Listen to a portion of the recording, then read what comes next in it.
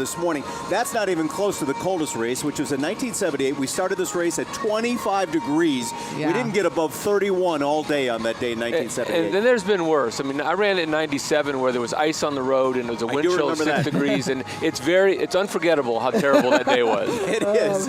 But you muscled through it. You know, this shot now kind of shows, too, the people behind the elites. And the Houston Marathon does such a good job of making every runner out here feel special. And we have what we call our local elites as well, who get really great treatment, all of them, at the George R. Brown Convention Center before the race begins. The real difference between the elites and the non-elites in this marathon is one's on the second floor, others are on the first floor.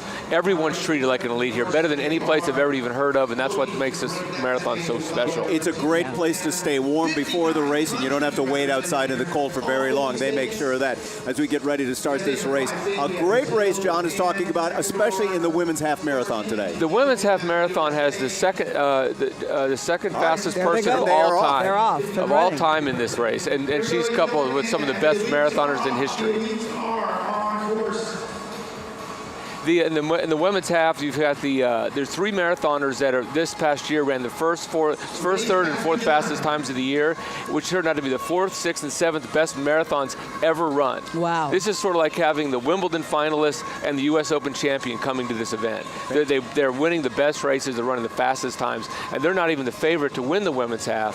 Fancy Chematai has run the second fastest time by 1 second ever run in the half, and she says she's going for the world record today, the world record. In the last decade or so, the Ethiopians have dominated this running here in Houston, especially this race. This year you got a lot of Kenyans involved. Right, it's going to be almost like a team challenge in a way between the Kenyans and the Ethiopians battling it out in the various races. How do they calculate who they think are the favorites in races like these? In these longer races, it's kind of a guess in a way.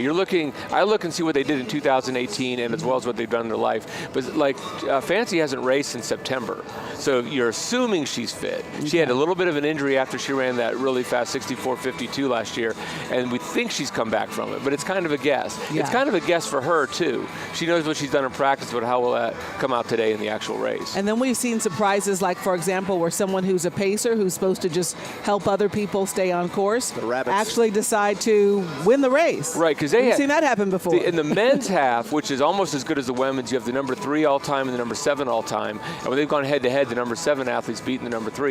They're trying to come through the 10K, and the runners this will make sense to them, in 27:50.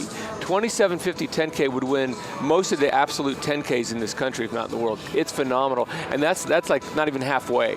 So the rabbits have to be in spectacular shape to pull them through the times they're trying to hit. Yeah. All right, as you continue to watch those runners stream through the starting gate in downtown Houston, 28,411 officially entered for the 2 races today. It's just about split between females and males. There is a slight advantage, 14,364 female registrants and about 14,037 men.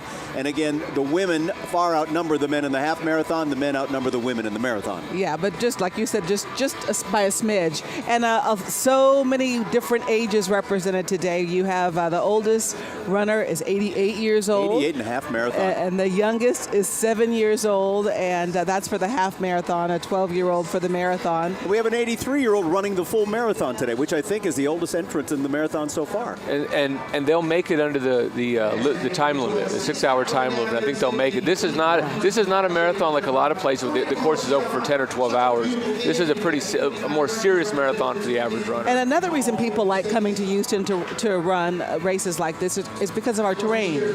Oh, especially in the half marathon. Yeah. This course of the half marathon is like no hills and like 8 turns. I mean, if there's a place that you can set a record, it's here.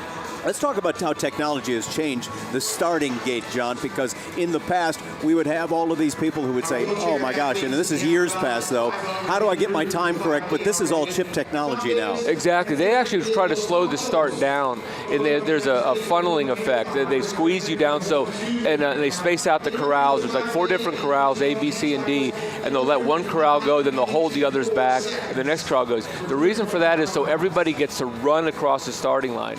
In the old days when they shot one gun and you had 5,000 people start, you would you have to walk to the starting line, and then you would probably walk a lot of the first mile just to get started. This one, everyone can run their pace from the get-go, from hitting the starting line.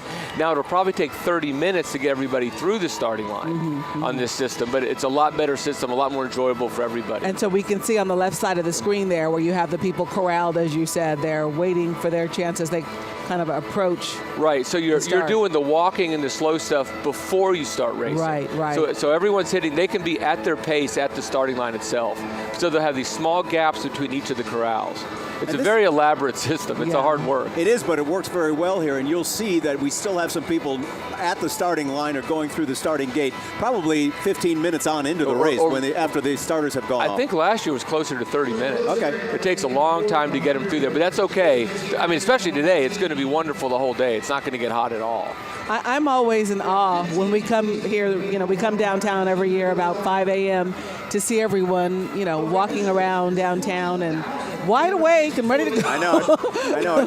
And people drinking a lot of coffee. But there's such camaraderie, and that's the wonderful thing too. I mean, certainly the talented pool of elite runners that is here is wonderful, but so many regular folks that really build camaraderie with each other within our community, raising money for charity or just getting in shape with their friends. And one of the wonderful things about running competing is it's actually a cooperative competition. So you and I are battling each other, but you're helping me hit my time and I'm helping you hit your time. So we're actually kind of competitive teammates in a way until the end. Yeah. Be it the women trying to set a world record, or the men trying to win a huge amount of prize money, or you and I just trying to beat each other. We get to the last 100 meters, we're going to find a way to, you're not my friend anymore. Exactly. I'm here to beat you, but thank you for your help. But that's what makes it great, because you're doing the same thing to me, and that's when we shake hands afterwards. But you're right, it's hard to win. It's hard to set records if you're the only person out there in front by yourself. Exactly. I get what you're saying. And then having 250,000 people screaming and yelling, and other people screaming and yelling. I think it's great when when the marathon leaders are passing the half marathon people that are just running regular times. They're cheering for the marathon, and it's kind of just a wonderful environment all the way around. And we'll be showing you the map of this race course during our broadcast this morning. But if you need more information to get out there and cheer on the runners as they come past you in your neighborhood, ABC13.com has it all, the maps and where these runners will be coming and the estimated times that they will be coming to. At the starting line is our sports reporter, David Nuno, and they're still going past you, aren't they, David? Hey, Tom, I'll tell you what, I can barely hear you so loud with the music blaring. I'm here with the last woman starting today, Megan Saloom. Megan, how are you? You ready? Good, all ready to go. So kind of explain to me what the last woman starting means and for what you're doing for the Houston Marathon Charities. Yes, so I'm the last person to start the start over the starting line. There we go. And after everyone's already started, and so I am trying to pass as many people as I can, and people have pledged money for each person that I pass, and so it's raising money for the Houston Marathon Foundation. Now here's a little tidbit, guys. She had a baby this summer. So this summer, a few months later, she's over here doing it. So talk about getting ready for this after having a baby in the summer. Yes, so I had my baby Drew in June, and so he's 7 months old now, and just knew that I wanted to get back into running, and I've been training the past few months, and so this opportunity presented itself, and I was just so honored that I could do this and partner with the Marathon Foundation to raise money for these charities in Houston. So how do you feel here just a few months after having given birth and about to run? I mean, how do you feel physically, mentally? I'm excited. I think my training has been going really well, and I'm excited to get out there and see what happens, what I can do. Best of luck to you, Megan. Thank you so much. Thank you. Tom and Gina, back to you. Thank you, David. That's that is awesome. such a great thing, that money-raising aspect to this race. This is the 25th year that we've had Run for a Reason, that donation to charity that so many people make. They get friends and colleagues to pledge money for each mile they run. It's called Run for a Reason, and they get a favorite charity of theirs. Some people raising for cancer, some people raising for MS, or some people just raising for rare diseases that we've rarely ever heard of, that they get a number of people together and they put together a lot of money. Yeah, they say over 60 charities are going to benefit this year from that effort, and you're right, it's a great way to make everyone in the community have an opportunity to be touched by the events happening here downtown in Houston today, and actually all weekend long. There have been activities all weekend long. it's kind of like golf. In the golf tournaments, people win a lot of money and then they raise a lot of money for charity. Well, today they're going to win a lot of money too. There's $45,000 to the winner of the marathon, and if they get the course record, which they're trying to do, they get a $30,000 bonus. And how does this compare with marathons around the world in terms of prize money? It's very similar to London. London gives $55,000 to the winner, so we're just below that. But they give a lot more bonus money. But the big ones are in Tokyo, Boston, Chicago, New York. But really outside of that top 5 or 6, we're the next best. I mean, that's why a lot of people come here. It's a good timing marathon. The last big one was in November. The next big one, I think, is in March. So if they want to squeeze a half marathon or maybe a marathon, and this one fits well. But those marathons you're talking about, London, Boston, and the rest of them, are big in terms of money because of the appearance fees as well, right? Exactly. You pay people to run in the race. London is the one that gives the biggest appearance fee. Way back when Paula Radcliffe has the world record for the women, she supposedly got over $300,000 just to show up. So yeah, that's where their money goes as well. How much did you get to show up today? I got a coffee. Actually, I didn't. I bought my own coffee. I wanted to add, speaking of money, such a huge economic impact on our community. $50 million they estimate, because of all the racers who come into Houston to run, and all the hotels that are full here downtown as their families come to support them. So many spectators, 250,000 estimated to be along the route, cheering on their friends and family, and also getting a chance to see world-class athletes, perhaps as close as you're ever able to get to a world-class athlete. Absolutely. Because they're not letting me on the field with the Texans. No, but they're letting you right next to these guys. And this, as you mentioned, is truly an international event. 59 countries represented this year, 10 more than last year. From Ethiopia to Ecuador, Brazil to Bahrain. So we've got athletes from around the world and here. why is that, John? Why are we able to increase those numbers internationally? I think because the marathon the weather's been good for years, and we haven't had a really bad day for quite a while. And they do such a good job.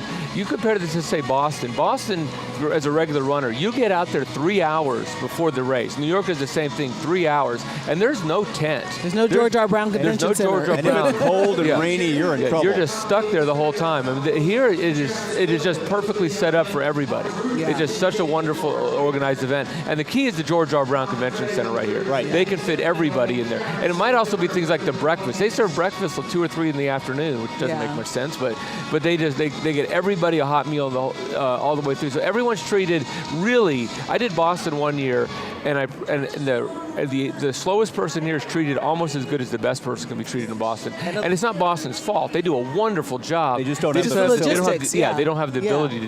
They don't have. Hopkinton doesn't have a convention center sitting out there ready to take in 18,000 people. Yeah. Well, it's incredible to watch. If you're watching us and you have not come down and seen it in person, it would be great to do so. But if you are down here and you're watching us perhaps on your news app, we want to urge you to post pictures using the hashtag HOU Marathon. We're going to be sharing them on our social media sites, our social media platforms throughout the day, because we really want you to be a part of our coverage of this event. Absolutely. And most importantly for this year, once again, we have an Elvis impersonator at mile 1. That's most important, huh? He has graciously given us his presence again this year, and we'll bring you to the Elvis impersonator. And all our other reporters along the route today, we've got everybody from Courtney Fisher to Pooja Lodi to Elisa Rivas giving you firsthand accounts of mile 10, mile 15, the turnaround, and all along the race route today as we get into this race. Do we have Bob Slovak or somebody impersonating Bob Slovak? It is Bob Slovak. It's the real fellow? We had the impersonator last year. He didn't do so. We got the real Bob Slovak back, and that's the great idea. Now you're looking at the men's elite runners on the left, and I'm not sure whether that's the half or the full. I'm assuming it's the half, John. I believe it's the half, and what's interesting about this race, we're watching this on TV, and I think they look like they're going pretty quick. Yeah. If you could get out there and see them go by, the TV doesn't do this justice, just how fast these guys are running. They came through the first mile in 4:25, which is world record pace. They slowed down a little bit for the second mile, so they're still on course record pace. But they're running. If you're a high school miler, you want to do 1 mile at the pace they're running 13. If you could do 1 mile at 4:25, you're good in high school. Almost 25 years ago, when I was a much younger runner and my knees were in better shape, I went out just to do a story with one of the elite athletes a couple of days before the race. And I was just starting with him to run as fast as he did and to see how long I could last. I did not last a mile. Well, and let's tell people, Tom, how long you've been running, because that's more impressive to me, because I know know what a great physical specimen you are, well, Tom. thank you. But everybody at home doesn't know you've been running. You know, 40 some years, 42 yeah. years. So you're an avid runner. love So that. Yeah, and so you know, there we I go. think that shot Sky from right over. overhead gives you a better picture of how fast they're going. Yeah, and the half marathon guys, they'll actually look like they're hammering the whole way. The marathoners have to be a little bit more in Yeah. control, Reserved. a little bit more. Yeah, they got to hold back for a long time. But the half in the weather like this, they're just going to keep pushing and pushing and pushing. I was going to say that's part of how you knew that's probably half marathoners because they'd be at the front at this point. Right, Because exactly. the marathoners don't want to push this hard. Oh for- no, not this for time. 20. If you're 26-2. that guy running at the back of the pack, are you thinking to yourself, I still have a chance, and you're holding back, or are you thinking maybe I need to pick it up? I mean, what's the strategy as it goes through in these early miles? Well, when you reach this point, one of the frustrations is like, okay, I know if you're like the back of the pack and you're thinking, this is too fast for me, but your choices are either you can run a little too fast and stay in this pack or end up all by myself. And when you're alone out there, it's really hard to maintain a pace. Okay. So that's kind of the challenge of if you're not the top guy, do you go with them and see what happens, or do you hang back? A day like today, if you're not too far off that pace, I would say go with them, because this is such a nice day. You may feel better than you thought you And could. you also see, at least it appears as they're wearing hats of some kind, maybe stocking caps. Yeah. Will they shed that gear as they go on? Yes, most of them will shed that gear as they go on. I'm sure somebody even started with a jacket on and dropped them pretty quickly. I think they have a hat like mine, Tom. I think they little, do. Little beanie hat like, Well, then you like keep mine and yours. Rick Herring's. Yes. Our director, Rick Herring, is here, and they're both wearing little beanies. Is it when you're running out there, it's like your body will be fine, Yeah. but your hands get cold and Extremities. you lose all a lot of your heat through your head.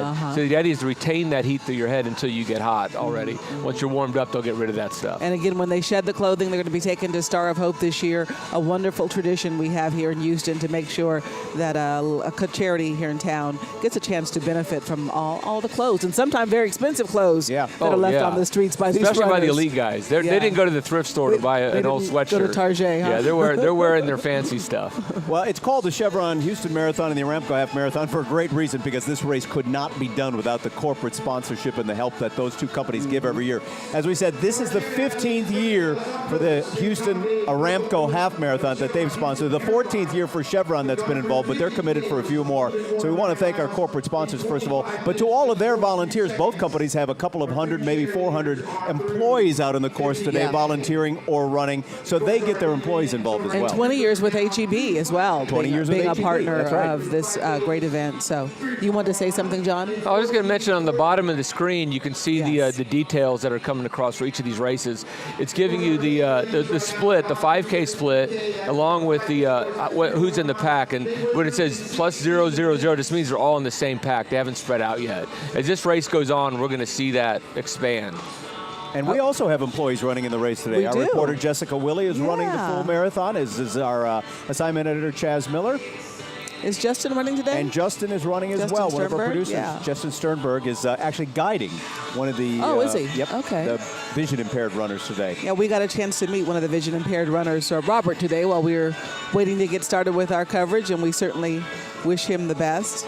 So many great people that make sure that people who, whether they're in wheelchairs, we have 5 wheelchair racers, 21 hand cycle racers, 31 visually impaired racers, which is nearly double the number we had last year. So making sure everybody has access to this event who wants it. Yeah. And we also have coverage today as you're looking live at Sky Eye, but we also have our drone flying this morning over various parts of town, giving you those bird's eye views of the runners. And then our pace trucks right in front of the runners, both in the half and the full marathon this morning. We got you covered from start to finish in this race, the marathon at least, over in 2 hours, the half marathon in just about an hour. We'd love to see it be sub-hour half marathon. The record here in Houston, 59 minutes and something. 59:22 is the 22. record. There's only been 9 men that have ever broken 1 hour in the United States.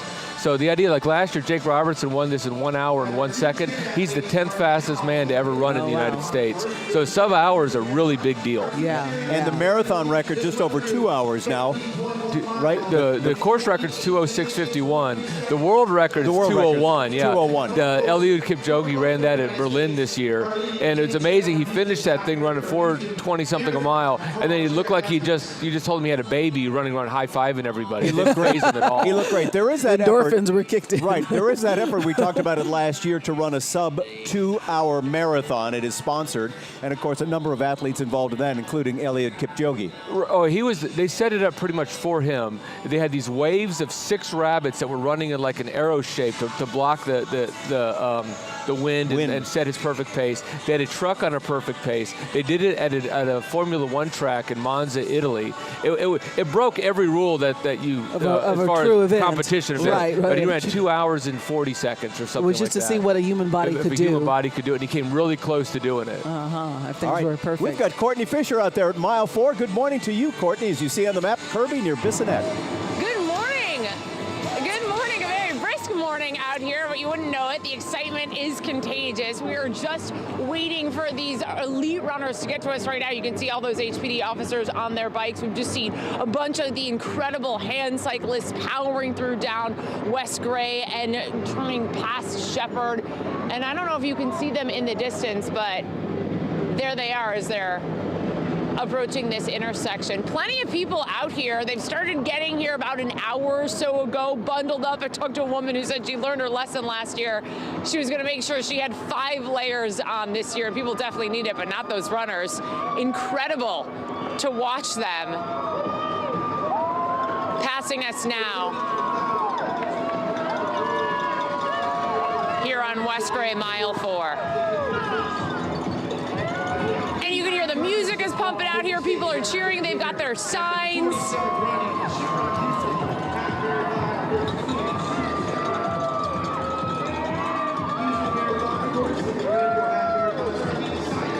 It is a great place to be right now. You guys can see all of the people cheering on these groups. And slowly, we've got packs more and more coming out.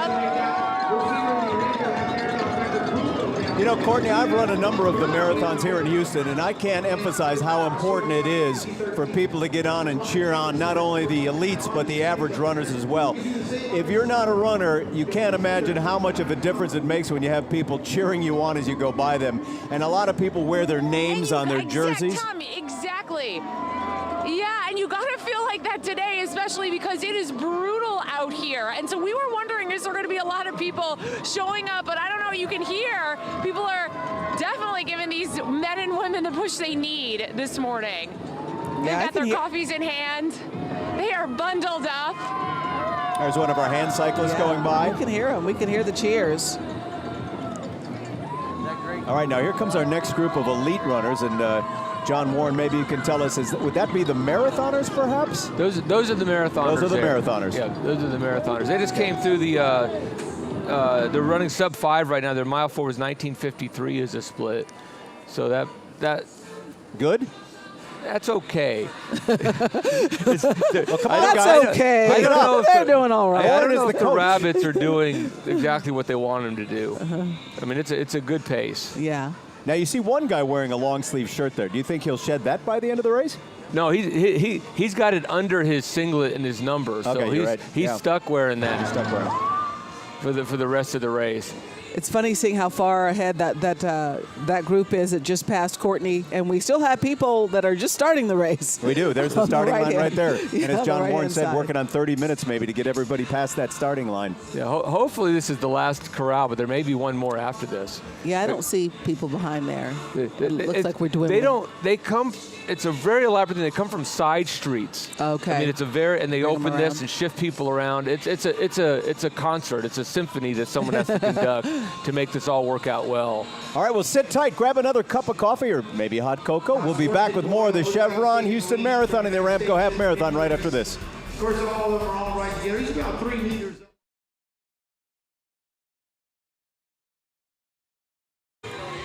I don't hear Kim. I mean, I hear.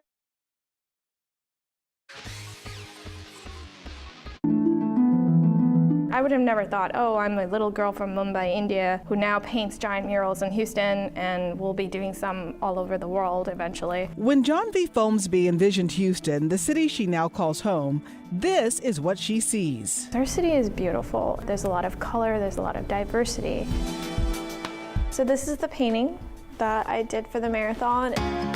Stroke by stroke, the Indian-born artist meticulously created this year's Houston Marathon poster, one of the most treasured keepsakes runners will receive. You need a lot of resilience to be able to actually finish a marathon. That's what I wanted the work to be around.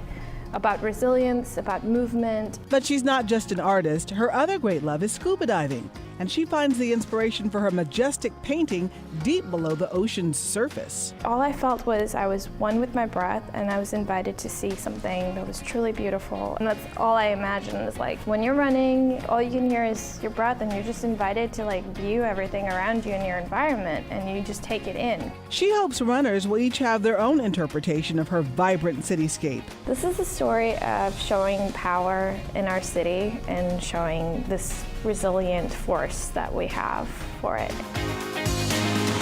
I love that. That describes Houston in a T. Absolutely. Resilience. Great representation of our city. So we are watching very closely the race right now because we're starting to see a pack emerge.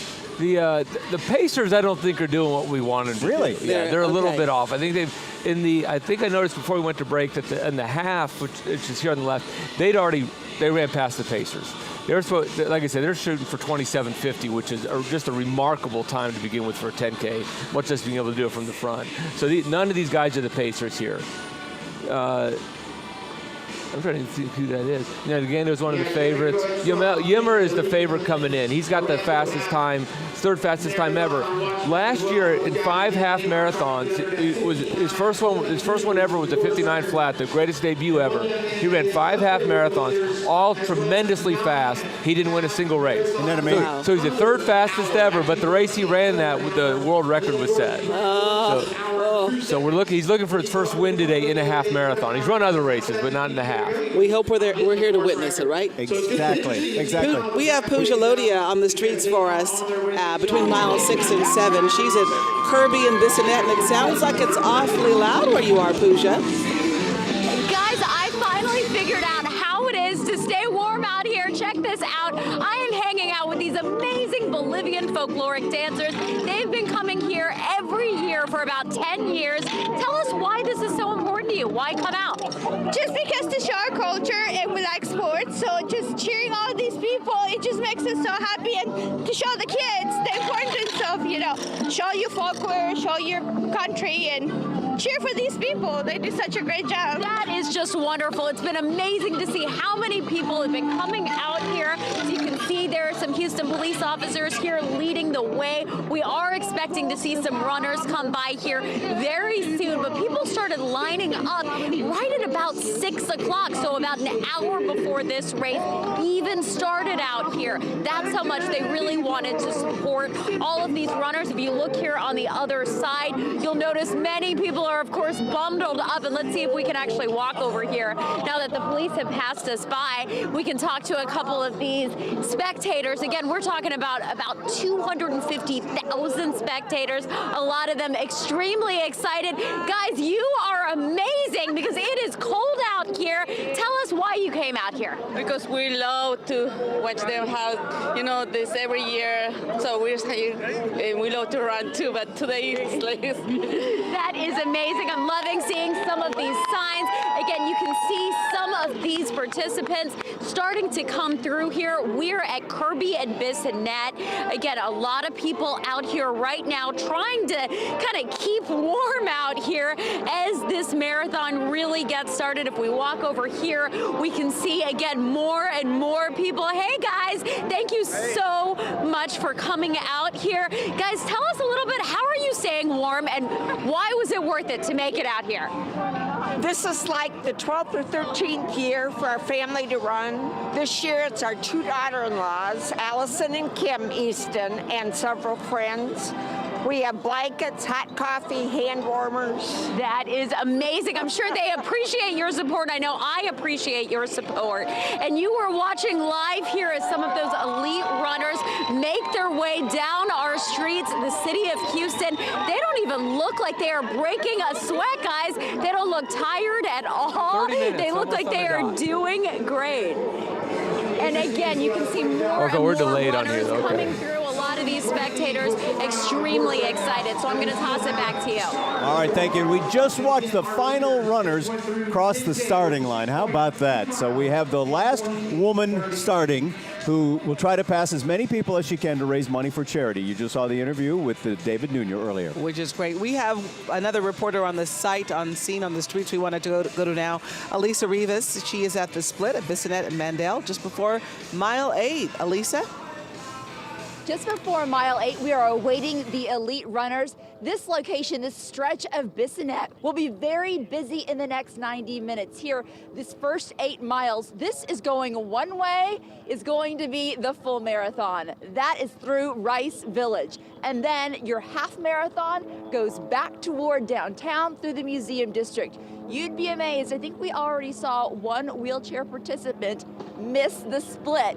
Even with these huge signs, even with signage all the way down, it is easy to miss. So we are awaiting the elite runners. The crowd a little sparse right now, but here in the next 90 minutes, this stretch of Bissonnet, if you're walking out of your house in the Museum District, Rice Village, it is the time to come on out and see this quick pace that these runners have as they come through, the first ones through. And as Pooja was pointing out, they don't even look tired when they come through. We've done this over the years, and it's always amazing because when I see them early in the race, I'm thinking to myself, they're going so fast, and they're going to do it for the next 20-plus miles. Back to you guys. Thanks, Elisa, you're right. Come out of the house and see it because it's amazing. And I was going to say, Elisa, I'm betting that the people look tireder who come in later because those are not the pros. You're right. You're absolutely right. As we look now live, this is the half marathoners and the lead pack of men on your left, on your right, Sky 13 in our shot through. Well, I guess we're getting close to that spot in West University where Lisa was talking about, and where they make the turn. The half marathoners go straight, and then the full marathoners have to take that right turn. Well, the last split I got was 30:28 for the 6 mile, which I think puts her like at 66-minute pace. Oh, you're talking about the women's race, right? On the men's race, we haven't seen the women yet. Yeah, this men's race, they're really picking it up. They were on their second and third miles a little bit slow. Their 6 mile split, which I just got, I don't know if it's coming up now. Their 6 mile split puts them like at 60 flat. They're dropping pace as each mile goes. When they turn onto Montrose and have that little bit of downhill, this could be incredible. Really? At first you were concerned they weren't going as fast as you. Right. Yeah. Right. I don't want to say not fast enough, but the men's marathon's picking up a little bit too. I think they just counted on the rabbits a little bit, and the rabbits weren't able to do what they expected. Because it's hard to get a rabbit for these guys. It's hard to have someone that can pace, that can lead. They're supposed to be. They have to be at least as good as these guys, and if they were, they'd be racing. Right. So it's a struggle to get that done. And usually, how many miles would you expect a pace or a rabbit to be able to? Usually about half the distance. Okay. Sometimes they go longer, and that's when like they pay a rabbit to go through 18 miles, and he gets up there, no one's around. Well, heck, I'll just finish that. Those are the great stories of the rabbits winning the races. I remember us having that before here. And are there two different kinds of races that they often get into, and that is where they often get out to a really quick start and then it slows down, and then the other way where they get off to a little bit slower start than you thought today, and now they're picking it up. Right. Now, if you want to do one of those two, you want to do what they're doing today. You want to get a slower start and have what they call a negative split. The second half is better than the first half. That's where most world records, most PRs are set, is on negative splits, or even but negative is a little bit better. Because if you're slowing down, especially in the marathon, you can really slow down. Right. You're in trouble sometimes. Well, we are very excited today to have with us a very special man, the mayor of the city of Houston, Sylvester Turner. And welcome. You were hosting a heck of a shindig downtown here today. Well, look, we've got 27,000 folk that are out here. Every state is represented, and 59 countries. Believe that? 10 more than last year. Right. Last year, yeah. The largest single sporting event in the city on any given day. So I'm very proud. I was going to say an early morning, but perhaps not for you. You're probably up every morning early. It's an early morning, but it's an amazing city. You get up every morning, go running that early? No. Never mind. I shall not lie on a Sunday. Okay, all right. Exactly. So tell us what it takes to put together this grand party. First of all, thanks to our police officers and firefighters out on the streets today taking care of everybody. But this is a whole lot of planning, not only by the Marathon Committee, which, by the way, does an incredible job, but by the city of Houston you work with. Look, over 7,500 volunteers. There are a lot of people that are participating to make it work. A lot lot of the city departments are on hand. First responders, as you mentioned, they're out here. Public Works, they're out here to make it happen. And we do a lot to make sure that people are safe. You know, we want people to come, participate, but you know, when you got 250,000 spectators that are out there, we want to make sure that everybody is safe. You have some major sponsors, longtime sponsors, Chevron, Aramco, HEB. Talk a little bit about how important these partnerships are to give Houston a chance to be spotlighted like this worldwide. There is no way the city of Houston, operating by itself, could put on such a major event without corporate sponsors like Chevron and Aramco and HEB and so many, many others. It could not happen. And it's not just a running event for us. You know, a lot of charities are benefiting from what's taking place today. A lot of money has been raised, you know, close to $30 million. So a lot of people, a lot of nonprofits will be benefiting. But without the corporate community, without our media partner, you know, you can't attract the elite runners from all over the globe if you don't put on a first-class event that's hosting so many runners. So I want to thank all of the corporate sponsors that have been with us for a number of years, not just 1 year now, but we're talking about people that have been with us 15, 20 years. Right. Your buzzword in the past has been, this is one of the most, buzz phrase if you will, been one of the most diverse, maybe the most diverse city in the United States. And we have 59 countries represented running here today. It's kind of reflective of that whole diversity because we're able to attract just an international party here. Well, look, we have like the third or fourth largest consulate in the United States right here in the city of Houston. And so when you've got about 93 consulates, 93 countries that are literally officed in the city of Houston, and you have 59 countries that are represented in the most diverse city in the United States, that's a fact. You know, not New York, not LA, but the city of Houston. We attract people from all over. 1 of 4 Houstonians is foreign born. So it's only fitting and natural that you have so much international flavor in this particular event, which represents an international global city. I like that, international flavor. We get into our city for this event, elite athletes. But the other great thing about this event is it makes regular folks be more inspired to take care of themselves and to be healthy. And that's important, too, for a city to do things to be in better health. And look, and the event itself is so diverse. Yes, elite athletes we do have, but people, wheelchairs, when it first started we had about 10. Right. Now we have well over 70, okay? We have people who are blind who are running with their partners, children. You know, we 7 years old. 7 going up into the 80s. Yes. You know, so it is really a very diverse event, which reflects the diversity of our city. But we say, you know, we can be diverse, but the question is, can we be inclusive? This marathon event is very inclusive. It is indeed. Last year was our first race post-Harvey. You know, we're still in the throes of that recovery. Yes. So give us an update now on how this city is doing, although 17 months later. You know, 17 months later, the city has had a remarkable recovery. I don't think any city could have recovered as much. Now, there are still hundreds, if not thousands, of individuals who are in homes that need to be repaired or rebuilt. We are finally at that point where the federal dollars are available. So this coming week, for example, City Council will be voting on the contractors. We've already finished our contract agreement with GLO, the General Land Office for the state. Everything now is in place. And so we've set up about 4 or 5 Harvey Recovery Centers, and there will be a 5th one centrally located.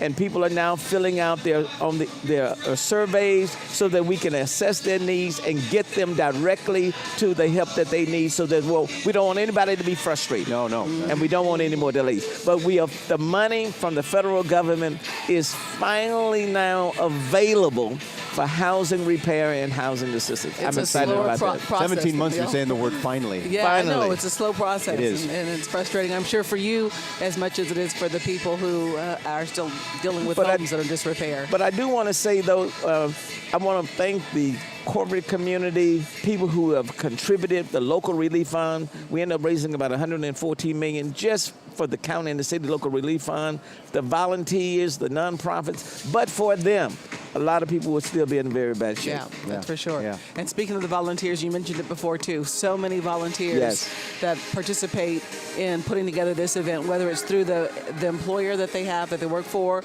or whether it's a community group they're a part of. It really is a manifestation of who we are as people here in Houston, what we Absolutely. did during Harvey, what we do today, and helping each other out. An incredible city. Even with Harvey in our background, people have stepped up like never before.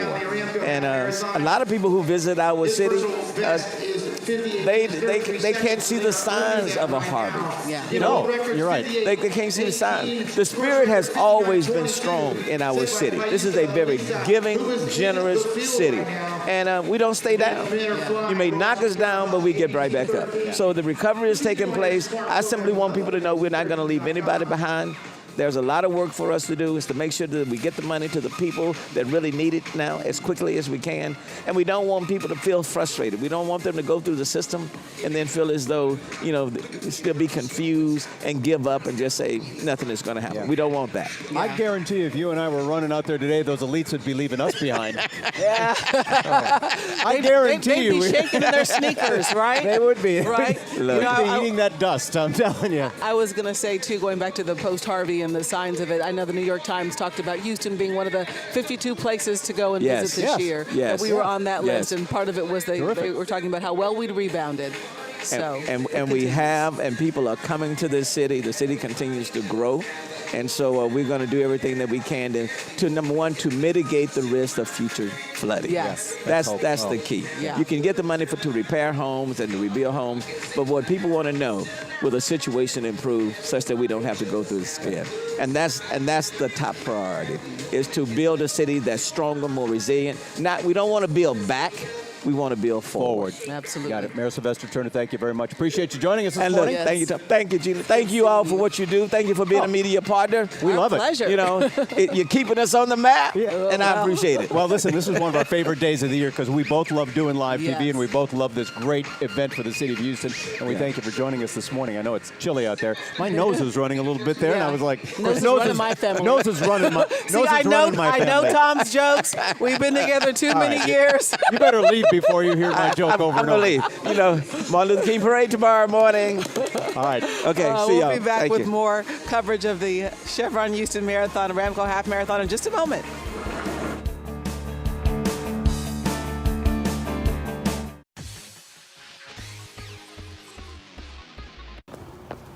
This will be my 9th Chevron Houston full marathon of 26.2 miles. Now my wife and my kids have been inspired. I have 4 kids. My oldest is Samantha, and she's 13. I have Fabiana, she's 11 years old. I have Luciana, she's 10 years old. And I have Antonio, who is 7 years old. We're the Ponce de Leon family. I didn't start running full marathons until after I have all my 4 kids.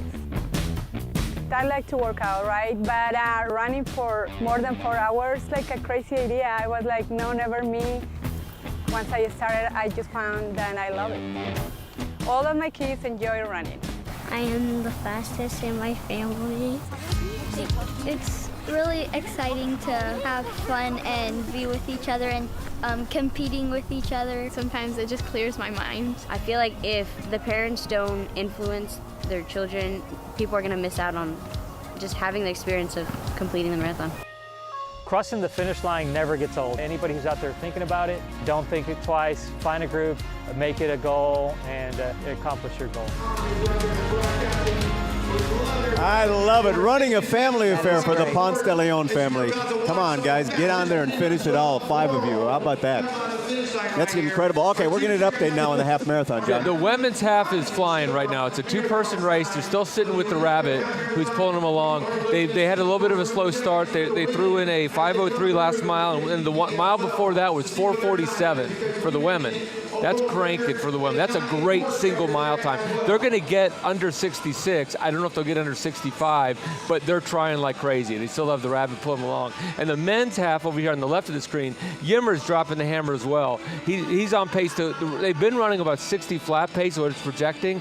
The paces he's running low 40s. He could, low 440s. He could get under 60. And I think he's probably a long shot at the course record, but he's got a chance at it. 59:22, right? Is our but course record he'd have here. to really pick it up here at the end because they've only got a couple miles to go. Okay, well, we'll keep an eye on them. And in the meantime, we want to go back to Courtney Fisher, who's at the River Oak Shopping Center. That's mile 4. Courtney? Good morning, guys. Now saw Jessica Willie. She left us 15 minutes ago. These runners are killing it out here. We have seen some of them shirtless, some of them just trying to hang on to this cold and doing a fantastic job. Although we're lucky, we are at mile marker 4, so we're at the front of all this. Everyone is still such good spirits. The crowd has been great out here. And guess who I met, guys? I met this woman named Sandy, and she says that her husband is running his 20th marathon today. That is incredible. You just saw him a few minutes ago. Yes, I'm so excited. He looks great. He looks great. He looked pumped. He was excited. This is his 20th, so I'm just praying to God he makes it. That is amazing. 20 marathons. Yeah. What inspires him to do it every year? He's seen some cold marathons, I'm yes. sure. He's done Boston, Austin, and Houston mainly. And so mainly Houston. What keeps him coming back to this one? I think he just loves it. Yeah, this is a good marathon. They really do a lot for him, and he loves it. What is it like? See, you just saw your husband. He's done this 20 times, but you're still out here supporting all these runners. What is it like to see all of these runners in the cold? You're bundled. So inspiring. It's very inspiring. They make me want to go out there and do it. I love it. Yeah, you got to hand it to them. That's a lot. Yeah, absolutely. How many layers do you have on today? 1, 2, 3, 4. You came prepared. That's nothing though compared to these guys. My gosh. No. I saw a guy no shirt. You know, they're amazing. Braver than us, right? I have my husband's right here, beanie. Yeah. Thank you for talking with us, Sandy. Good luck to him, and of course, good luck to all these runners. It has been incredible. Like I said, they are cruising mile marker 4. They have got many miles to go, but the smiles on their faces make sure we know that they are happy to be here this morning. Guys, we'll send it back to you. Thank you. Who's running the marathon today. We have a couple of other employees at Channel 13, Chaz Miller and Justin Sternberg, both running in the race today. As you take a look now, there's the starting point where we are, Congress at San Jacinto, and it winds its way across the city of Houston. As we say, about 250,000 people out there to cheer them on. Let's get some more out there. If you're watching us live and you think the runners are coming past your neighborhood, get out and cheer them on. It really means a world of difference. Yes, we have David Nuno who's on our starting line. And David, what you got there? I'll tell you what, one of my favorite parts of being here at the starting line is watching everybody's expression as they are about to start off. You have like 3 different types. You got, I'm so excited to be here. I'm so focused to be here. And why am I here? All 3 of those are out here, and they're all having a good time. They know why they're out here. They all have running for a reason. They're having a great time. The hands are up in the air, getting ready to roll. And one of the cool things is, it's getting a little warmer out here, at least at the start line. It's not warm by any stretch, Tom and Gina, but at the moment it's a little warmer than it was when we started. The runners are having a blast, and they're getting ready to start. We did see a crash a moment ago. Everybody helped out the runner who fell. It was great to watch all the fun and all the humanity out here. Back to you. Them coming out is a very good thing, David. It is. It is. We're all looking forward. Well, I shouldn't say we're all looking forward to a warm-up, because the runners, especially these elite runners who are going crazy fast, probably think it's just perfect. But for the regular folks, not so much. What are you looking at right now, John? How's it looking? On the right, Kosgei is still with the pacer. Kosgei's pulled away from Chembatai. Kosgei won the Chicago Marathon. She's the one that ran the 7th fastest, best time of all time at 2:18:35, if I remember right. And Chembatai seems to be on the left of that right screen, if that makes sense. The more exciting race is obviously this men's race. You have 4 people coming in. They're past mile 11 at this point, and the mile 10 split was a 4:35. You can see how fast they're running on that shot. You can tell they are sprinting. But if you're there, if you're standing next to them, like you're that person walking your head just whips around how fast you're going. Their 10th mile was a 4:35 mile. Their 11th was a 4:41 mile, and they're about to head into downtown. They're right there on Allen Parkway by the park, so they're about to. They could pick it up even more. Are there portions of this half marathon that are quicker, generally speaking, than others? The only real downhill is a small section of Montrose. It's right before you get to Allen Parkway. Otherwise, it's really flat. Okay. I mean, like I said, there's only 8 or 9 turns on the whole course, and it doesn't have much of an elevation change. Mm-hmm. The marathon does at the end. Because the marathon in Allen Parkway goes through the underpasses, if you've ever driven on the road. They're rough because they're down and up, which is worse than going up and down. The half marathon avoids that. it merges on at Montrose and hangs a right, and it doesn't have those underpasses. You talked often about the rabbits. Who sets that up? Is it the marathon that brings in the rabbits, or individual runners that get together and maybe? The marathon sets that up. It's only done through the marathon committee will hire people to come in and try to do that job. Some people do it for a living. It's really hard. It's one of those things that sounds easier than it is, but it's a really hard thing to do, to not go too fast at the beginning, and the really good ones can run a perfectly even pace, not just hit the miles by going fast, slow, but run a perfectly even pace the whole time. I think so. The rabbit, the only one that's probably still left in the whole race, it looks to me, is the women's half marathon rabbit. Someone did a tweet a minute ago about they thought the first person would finish before our last woman racing would start, but there she starts going to the finish line. That's Megan going across the starting line. Last woman starting. She got him by a few minutes. So again, as she passes people, each person she passes will raise money for charity. Will be a donation that raises money for charity. So she's trying to pass as many runners as she can, and look at her go already. She's raising money already. She could be mildly frustrated at the beginning. Yeah, she's going to be running a lot faster than the people around her. Yeah, to be able to weave through the slow movers, huh? You know, another thing I noticed earlier when we're asking people to use the hashtag HOU Marathon to post things, and someone made mention of a friend of theirs that they're rooting for who's trying to qualify for Tokyo. So a lot of people do come here hoping to make it for the Olympics. Right, because we don't have sort of like in Boston you have to qualify for, and also trying to make it to the Olympics. They're trying to make the Olympic trials is what a lot of folks are doing. This marathon also does a great, I can't remember the name now, but it's like a development program, and they'll set up rabbits to try to get people to hit the A standard, which for the women is 2:37 for a marathon, the men is 2:15, or the B standard, which for the men is 2:19, the women is 2:45, or you can do a B standard by running a half marathon under 64 minutes, say, for the men. And they've set things up for people to achieve those standards as well. Okay, well, let's take it back to the race course, and Pooja Lodia, one of our reporters who's there, and she is at Kirby and Bissonnet. That's just about mile 7. Pooja, good morning. Good morning to both of you. It is still cold out here, but take a look at these faces. I can tell you that we have seen all smiles out here. And really my favorite part is when you see some of these spectators screaming out for somebody and that person hears them. Take a look. I think that's Superman over there. He's definitely having a great time. So guys, I know you were cheering for your friend Missy. She heard you. She gave you a thumbs up. Tell us why you're here today. Why is it so important to support her? She's my sister, and she's been working really hard at getting a good time.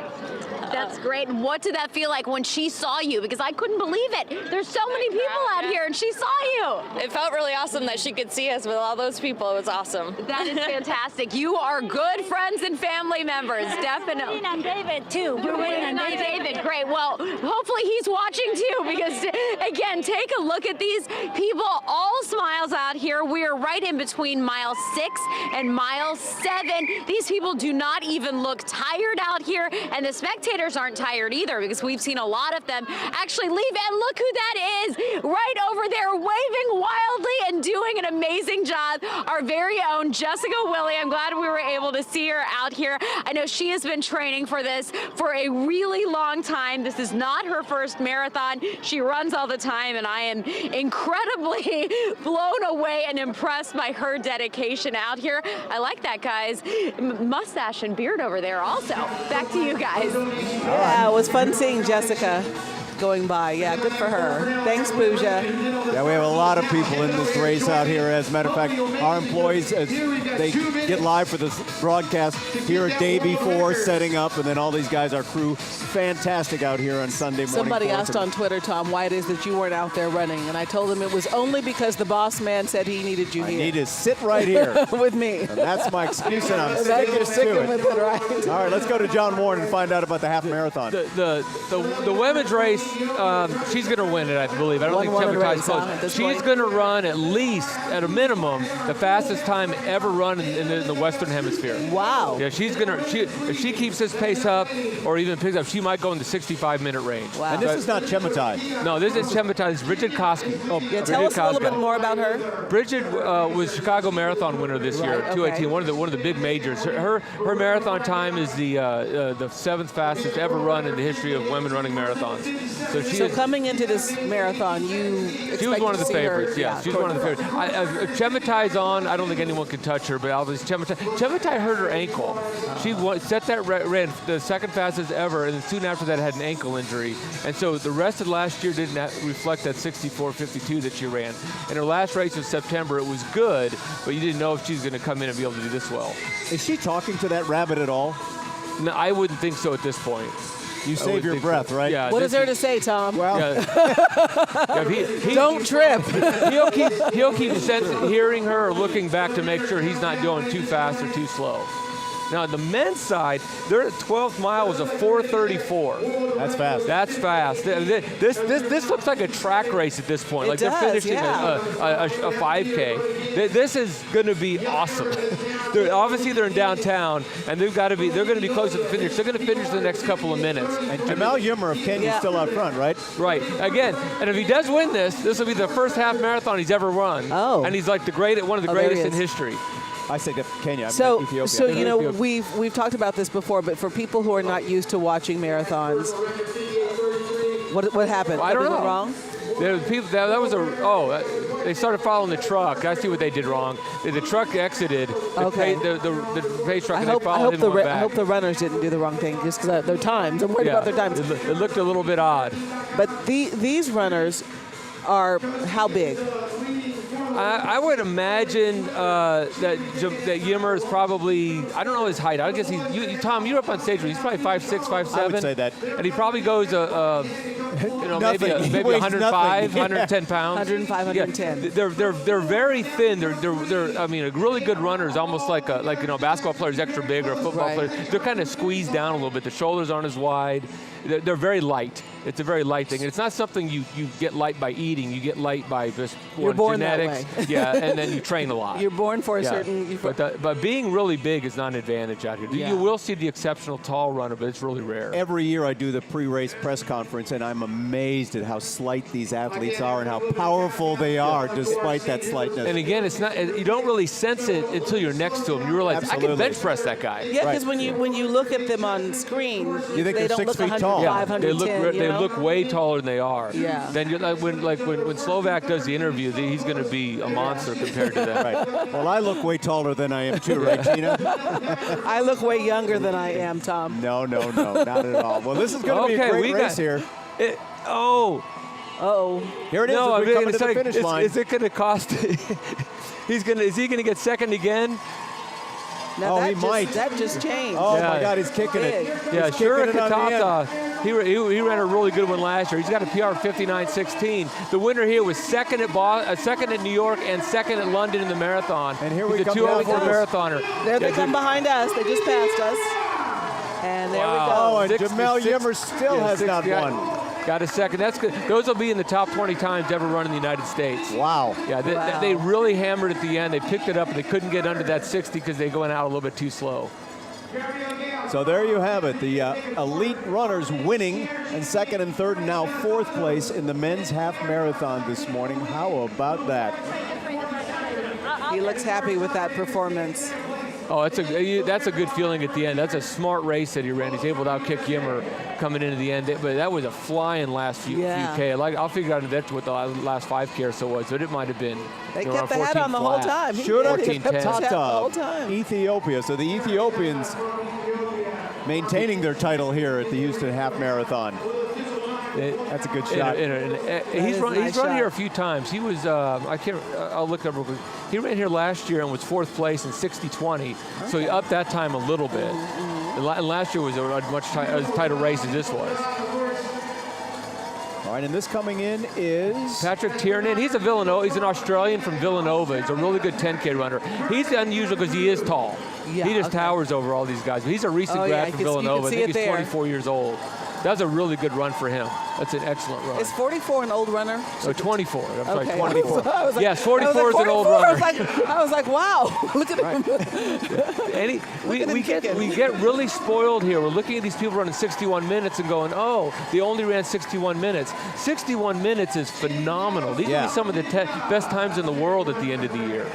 I mean, this ranks up there. There's a few really great half marathons: Philly half, Copenhagen, Valencia, and one in Prague. And this one ranks right up there with all those.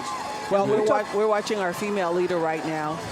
We talked with Kara Goucher on Friday. Of course, Kara sat here on the set with us for the last couple of years. Decided to go back into running this year. She's running the women's marathon this year. She just turned 40, and she said, no, I'm not one of the kids running, but I still have it in me at 40. Running is a bit of an older sport. You wouldn't think of, say, an NFL player. There are the Tom Brady's and a few others. Yeah, distance running. And you'll see good people in their upper 30s, an occasional person in their 40s will do well. There's actually a woman in this race that started out in the half marathon. She started out as a 3:52 marathoner like 7-8 years ago, and she's going to run. She's running in the 2:30s probably today. Wow. She started as talk about an average Joe, Yeah. I mean, and going from average Joe to being one of the elites. More elite, yeah.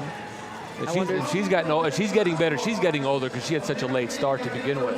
So this is Bridget Kosgei, who has really the lead all by herself, right? There's nobody really that's that close behind her, is there? No, I don't think so at all. I think what shots we've seen, there's nobody really even in sight. You know, and as I look at the list, really some of the top women in this race today are from Kenya. She's from Kenya, and I know it's followed by some Ethiopians as well. As you said, it's almost a team challenger between Ethiopia and Kenya today in both races. They're about to go 1-1, I think. Her last mile 12, was a 5 flat. Her last 4 miles have been 5:03, 5:03, 4:58, 5 flat. That no one's staying with her isn't that big of a shock. I mean, 4:55, 4:56 is world record pace. So I think she's on pace, like I said, to set the all-time USA record. And what's the record here at the Houston Marathon in the women's half? It is 66:29 by Mary Wasera, who's in the race today. Yes. Yeah, last year 66:39. That 66:29 is the USA all-comers record. It is the best ever. And I'm looking at how slight she is next to the men. They're coming behind us. No, they Oh, no, that's should be a little further out than that. Yeah, that's a man coming behind us. The crowd behind us got louder. I thought it was her. And there goes the pacer. Kicking, that means back. She's really close because he's going to get out of the way to give her glory. And she actually looks like she's picked it up since the pacer pulled off. I think we're going to see her pretty soon. Now she's just chasing this gentleman down. Yeah, she's using him as her pacer. Yep. I'm going to chase him down, and she's going to look at the next guy. I mean, and he's running really well. To be fair, I mean, it's not like he's being beat by a girl. It's like no, this is incredible how fast he's running. It's funny to me how close she gets to him instead of going to the side. Right, you pull right up and then zip around him. It's a lot like a NASCAR sort of thing. Yeah. So then the next guy behind her, we barely saw him. He's kind of like, okay, I don't want to be beat by a girl. so he's trying to keep up with her. He's trying to catch her right here in the pink shoes. Well, here we go. She is about to come down and cross this finish line and, we assume, win this Aramco Half Marathon in the women's half today. Final home stretch here. We have a couple of hand cyclists coming over the finish line in a minute as well. We should see here in a second. This is going to be really fast. I hope so. I like to see her. No one's ever broken 66. I mean, they haven't been close in the United States. None of the women. And she may be way under it, assuming we see her at some point. And some of the men still sprinting, coming across the finish line. There she is. Here she comes. This is Bridget Kosgei of Kenya to win the Aramco Half Marathon this year. This is incredible.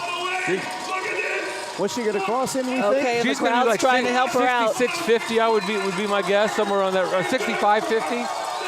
Here she goes. It's just going to be under 66. I think I could run that pace for 200 meters. Unofficially, That's 65:50. Wow. That is the fastest time ever run in the Western Hemisphere. Really? Wow. Ever on the side. By 66:29 here was the record by Mary Wasera until right now. All right, well, let's turn down Roshali, who's the chief editor with Aramco. Thank you joining us, our title sponsor here in the Half Marathon. What a race you just watched here. It's an amazing race. I understand the weather is a little bit cold and chilly, but the energy out there and the heat is keeping us all warm. Yes, I don't know if you heard what John just said about the race that she just ran, the fastest time in the Western Hemisphere ever. So you guys are a part of history. Well, we're here for Houston. Yeah, you are. And honestly speaking, I mean, this is a great opportunity for us, for Houston. And if this record make it, and we're so happy and proud of it as well. Well, this is the 15th year that Aramco has been our title sponsor for the half marathon. Why do you keep coming back every year? Well, 15 years. Can you believe that? It's 15 years of memory, 15 years of commitment to the city of Houston. We're so proud of it. A lot of memories has been made in here. I mean, a lot of these athletes have made this marathon and the participation of this marathon one of their life achievements. And we are at Aramco so proud, actually, to be part of this special memory they created over here. We are so glad. Hang on one second, Amro. Yes, we're going to go to Bob Slovak, who has the winner in the half marathon. Bobby? Oh, yeah, we are here with Sira Katada of Ethiopia. He just finished a great race, out-sprinted his competitors down the stretch. He doesn't speak much English, so we have the interpreter with us. Ask him about the finish, outrunning the other three runners. የመጨረሻዎቹን ሶስቶቹን እንዴት አድርገህ ቀደምካቸው? በመጨረሻ ላይ ፊኒሽንግ ላይ እኔ ፊኒሽንግ አለ። ስለዚህ ፍጥነት ጨምሮ እኔ ይበልጣል። I was ready for it, at the finish line. I wanted to really burst out and be, first place. And that was my plan. The weather seemed to be perfect for running today. Did it help him that it was a nice no wind? የአየሩ ጠባይ ቅዝቃዜው ረድተዋል ወይ? ጥሩ ነው ወይ? ቅዝቃዜ ትንሽ ይከብዳል፣ ግን ጥሩ ነው ንፋሱ። The cold was a challenge, but the wind was okay. I could manage it. All right, sounds good. That smile says it all right there. The folks from Aramco are here with the presentation. Congratulations.